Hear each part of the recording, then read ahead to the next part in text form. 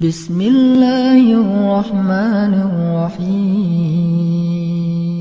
Assalamualaikum. Waalaikumsalam warahmatullahi wabarakatuh. Silakan. Ustaz, Ya. apa hukumnya tahlilan setelah orang kematian menurut Al-Quran, hadis, dan ulama-ulama? Jazakallahu khair. Assalamualaikum warahmatullahi wabarakatuh. Waalaikumsalam warahmatullahi wabarakatuh. Baik. Apa hukumnya tahlilan? Ya, sebetulnya beberapa persoalan ini pernah kita bahas. Ada tahlil, ada tahlilan. Kita kembalikan dulu kepada hukum yang ada. Bagaimana kemudian seseorang ketika dihadapkan pada situasi-situasi seperti ini. Baik, teman-teman sekalian, ini terkait dengan kematian. Saya keluarkan dulu hukum kematian dalam Al-Quran. Quran surah ke-3 Ali Imran ayat 185. Kemudian Quran surah ke-67 Al-Mulk ayat kedua. Kemudian selanjutnya Quran surah ke-3 Ali Imran dikembalikan ke ayat 169 sampai 171. Itu sampai kenikmatan alam kuburnya. Kemudian hadis Nabi-nya kita ambil yang lebih mudah saja, yang paling sahih. Kita temukan di Al-Bukhari di kitab Al-Adabul Mufrad. Ya, Al-Adabul Mufrad. Bukan yang di Sahih Al-Bukhari ya, tapi yang di Al-Adabul Mufrad. Ya. Anda temukan di nomor hadis ke-47, posisi paling kanan sebelah atas. Baik. Ya, kita mulai. Pertama, apa yang Anda sampaikan terkait dengan kematian tadi itu niscaya setiap orang yang bernyawa pasti akan kembali kepada Allah. Quran surah ketiga ayat 185, kullu nafsin dha'iqatul maut. Ingat ya, setiap orang yang bernyawa, nafas yang punya nafas pasti akan kedatangan maut. Maut. Jadi kalau belum meninggal namanya mayit. Kalau belum meninggal. Pelan-pelan. Namanya mayit. Disebut sampai persoalan tadi. Mayitun. Ya. Jadi kalau ada tasydidnya begini, ini artinya yang akan meninggal. Meninggalnya belum, akan meninggal. Baik. Antum akan meninggal? Baik. Jadi jangan tersinggung kalau disebut mayit. Oke? Assalamualaikum Pak. Alhamdulillah. Bapak mayit ya? Iya. Sama dengan Anda gitu kan? Baik. Jadi akan meninggal, akan meninggal. Nah, kalau sudah meninggal, maka tasdidnya hilang. Tasdidnya hilang, jadi bulatan. Jadi mayit. Jelas? Nah, jadi kalau mayit tidak pakai tasdid, artinya sudah meninggal, wafat. Ya. Kalau ada yang menegur Anda, kemudian misalnya tasdidnya hilang, Bapak mayit ya. Nah, itu berarti persoalan. Balikin aja, Anda sehat gitu kan? Tasdidnya hilang. Apa yang mengambil tasdid ini? Yang mengambil tasdid ini, ya, nafasnya diambil kemudian kembali pada Allah, disebut dengan maut namanya. Maut. Jadi Masya Allah, Quran itu bahasa tingkat tinggi ya. Kalau Anda belajar ilmu bahasa ketemu kalimat-kalimat ini. Asalnya mayit, kemudian ya meninggal, wafat menjadi mayit. Yang maut yaitu dengan maut. Ditugaskan oleh Allah mencabut ini disebut dengan malakul maut. Quran surah 32 ayat ke-11. Kapan malaikat maut datang? Malakul maut. Kapan datangnya? Baik. Wallahu a'lam. Ingat, tidak usah mengarang. Pelajaran mengarang hanya ada dalam bahasa Indonesia. Di sini tidak boleh. Kembalikan. Kapan dia datang? Quran surah ke-67 Al-Mulk ayat kedua. Tabarakalladzi biyadihil mulku wa huwa ala kulli syai'in qadir. Alladzi khalaqal maut wal haya. Pertama Allah berikan isyarat dulu, bukan waktunya kapan datang, tapi isyaratnya dulu. Perhatikan kalimatnya.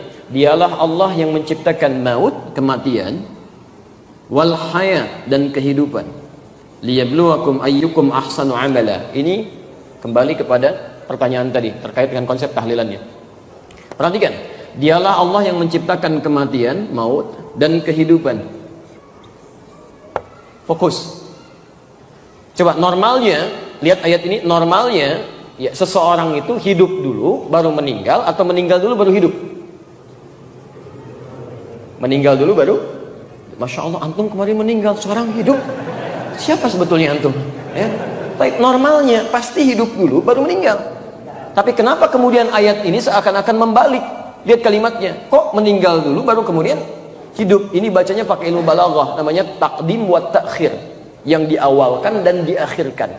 Kalau ada kalimat ini, maka cara membacanya, lihat kalimatnya. Kenapa kemudian kehidupan diakhirkan dan pakai alif hayat panjang untuk melukiskan kesan bahwa umumnya manusia selalu ingin hidup lebih lama, ingin panjang, pengen di akhir. Hampir tidak ada manusia yang ingin meninggal cepat-cepat. Tanpa bunyi itu pun pasti. Ya, saya tanyakan, Mas mau meninggal 5 menit lagi? Hampir gak ada. Saya pernah tanyakan satu tempat, mau nggak meninggal 5 menit lagi? Siap Ustaz, asal dijamin masuk surga. Tidak ada jaminan itu.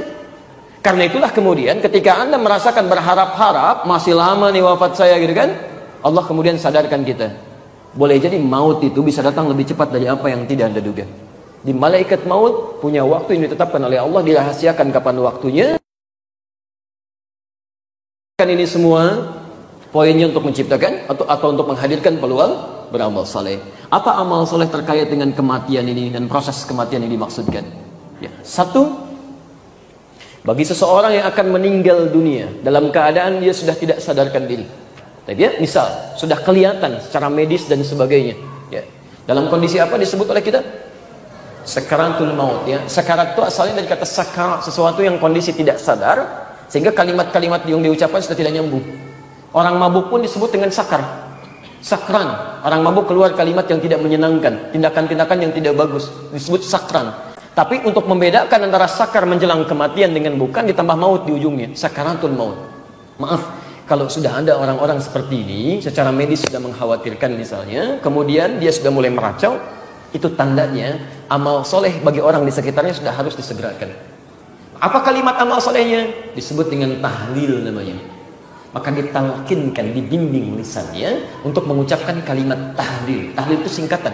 Ingat annya belum muncul ya, bukan tahlilan tapi tahlil. Tahlil, ditahlilkan. Tahlilkan.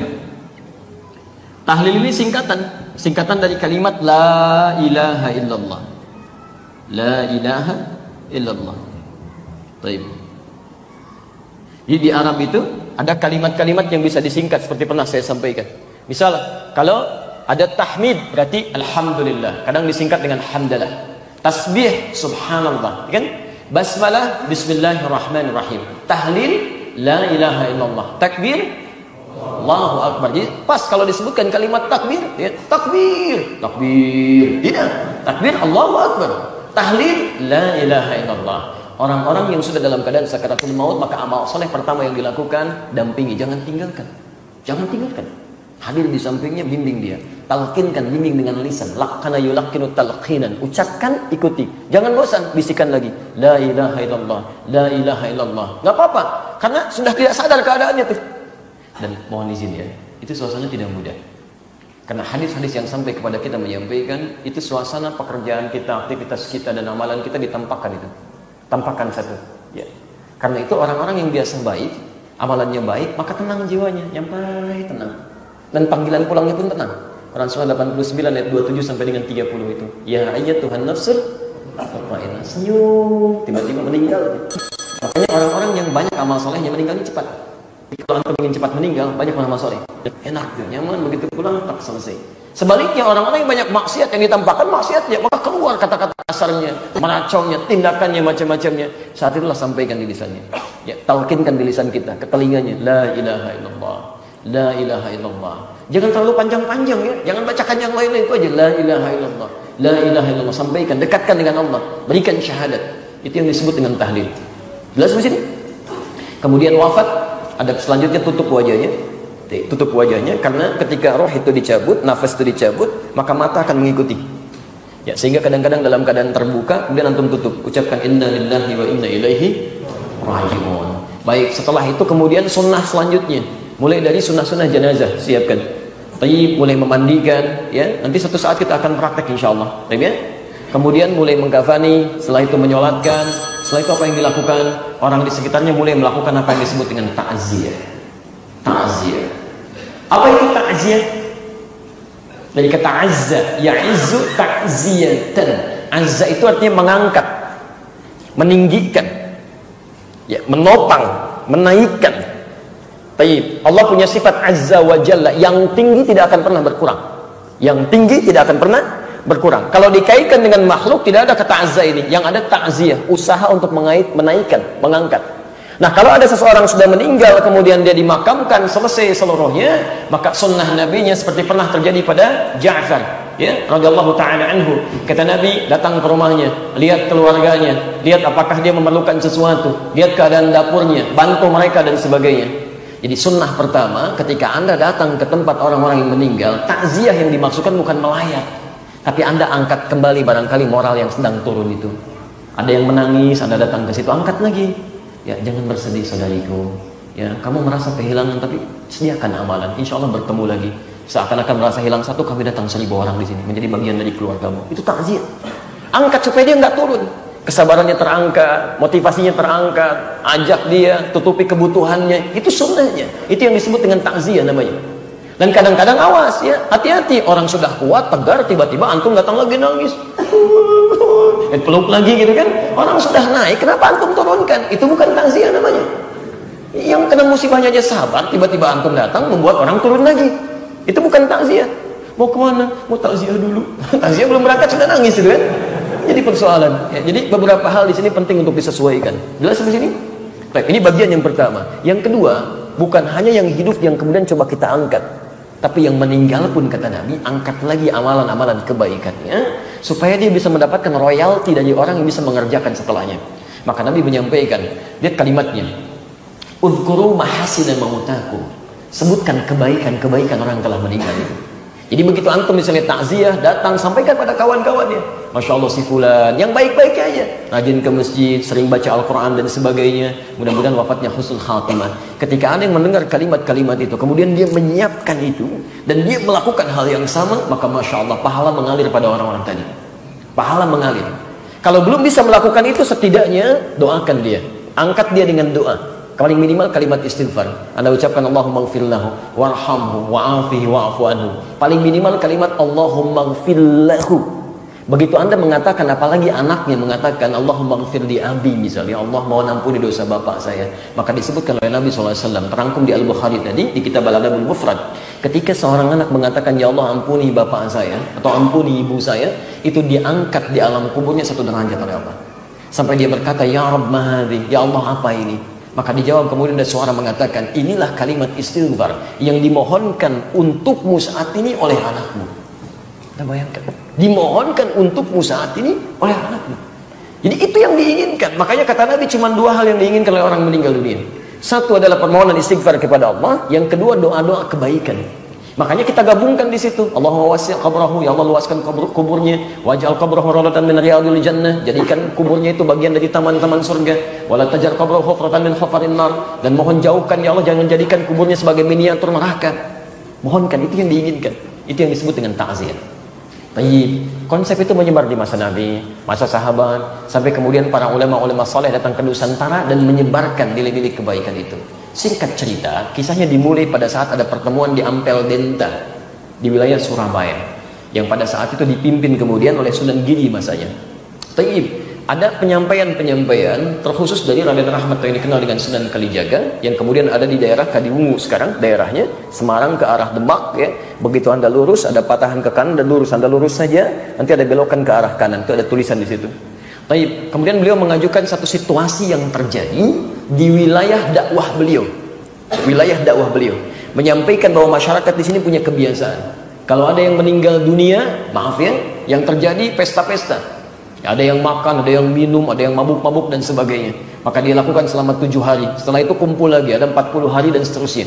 Itu masyarakat sekitarannya mengajukan kepada pertemuan pada saat itu di Dewan Wali, bagaimana caranya supaya ini bisa berubah. Maka beliau mengajukan, ya, salah satu caranya kata beliau, saya akan merubah isinya. Karena merubah itu sekaligus tidak mungkin dilakukan. Jadi kalau dilarang sekaligus, maka Islam akan ditinggalkan, dakwah sulit masuk. Beliau survei dulu tuh, ya. Maka di situ kemudian tidak disetujui. Kata Sunan Giri, jangan lakukan, ya, jangan lakukan. Khawatir kemudian itu dianggap sebagai bagian dari agama. Maksud Sunan Kalijaga itu tetap berlangsung 7 hari itu, 40 hari itu, tapi isinya dirubah dengan kalimat-kalimat tahlil. Ya Allahu Akbar, la ilaha illallah, kalimat-kalimat tahmid, dipopulerkan istilah dengan tahlilan untuk membedakan dengan tahlil yang pertama. Tahlilan diisi dengan kalimat la ilaha illallah, cuman waktunya tidak dirubah. Mereka kumpul, isi daripada mabok baca kalimat ini, sampaikan kebaikan-kebaikan dan sebagainya. Itu ternyata kemudian tidak disetujui awalnya, tapi kemudian dimunculkan dalih di situ. Kalau kita tidak lakukan dengan ini, maka kemudian mereka akan sulit menerima Islam. Apa dalilnya? Dikiaskan kemudian pada peristiwa pelarangan khamar, miras santika di zaman Nabi. Jadi khamar, ya, khamar minuman keras saat dilarang di zaman Nabi. Empat ayat dari An-Nahl, kemudian Al-Baqarah 219, posisi paling kiri sebelah bawah, menerangkan bahwa asalnya orang-orang jahiliyah sering memeras pohon-pohon kurma dan anggur, dijadikan sebagai alat untuk mabuk. Ayat haramnya belum muncul. Setelah itu muncul lagi yang kedua, ya, dijelaskan bahwa mabuk-mabukan itu, minum khamar itu terasa manfaatnya ada sedikit, tapi banyak sekali hal yang mengandung dosa di situ. Manfaatnya bagi yang mabuk aja kerasa rasanya enak, tapi sebaliknya kata Quran, banyak dosa yang bisa muncul dari peristiwa itu. Itsmuhuma kabirun, ya. Baik. Apa yang terjadi setelah itu? Pelarangan belum muncul. Maka tiba-tiba ada orang yang biasa minum tiba-tiba mimpin sholat, jadi imam. Jadi sebelum sholat minum dulu, begitu sholat mimpin baca al-kafirun, nggak selesai. Ya al-kafirun, la abudu ma ta'budun, nggak beres-beres di situ. Maka diadukan, turun kemudian An-Nisa. Ya ayyuhalladzina amanu la taqrabus shalah wa antum sukara. Hai orang-orang yang telah menyatakan dirinya beriman, jangan dekat-dekat ke sholat sedangkan kamu dalam keadaan mabuk. Umar bertanya pada Rasulullah, ya Rasulullah, apa nggak diturunkan langsung aja satu ayat yang mengharamkan kemudian khamar ini? Setelah masa berlalu, turunlah Al-Maidah ayat 90 itu.